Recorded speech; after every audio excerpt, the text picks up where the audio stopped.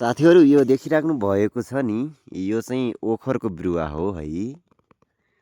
हेर्नुहोस् यो चाहिँ जम्मा 1 वर्ष भयो। पोहोर साल अघिल्लो माघ महिना भनौँ न, माघ महिनाको 9 गते जुन दिन मेरो जन्मदिन थियो, त्यही दिन चाहिँ रोपेको बिरुवा हो।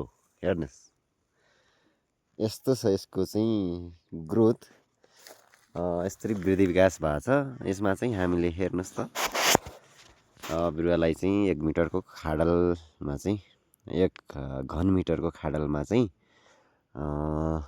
माटोमा मल, एकदमै मलिलो माटो सहित चाहिँ मिसाएर त्यसमा बिरुवा रोप्यौँ। बिच सेन्टरमा रोप्यौँ। त्यसपछि चाहिँ यो बिरुवा उखेल्दाखेरि चाहिँ नर्सरीबाट जरा चाहिँ नकाटिने गरी पुरै जरा चाहिँ राख्नुपर्छ। त्यस्तो चाहिँ बिरुवा रोपेको। अनि हेर्नुहोस् यसमा चाहिँ तपाईँको वरिपरिबाट हामीले के गरेका छौँ त, यो घाँसपात अथवा झारहरूको मल्चिङ गरेका छौँ। हेर्नुहोस् मल्चिङ भनेको छापो दिएका छौँ। यस्तो छ वरिपरिबाट।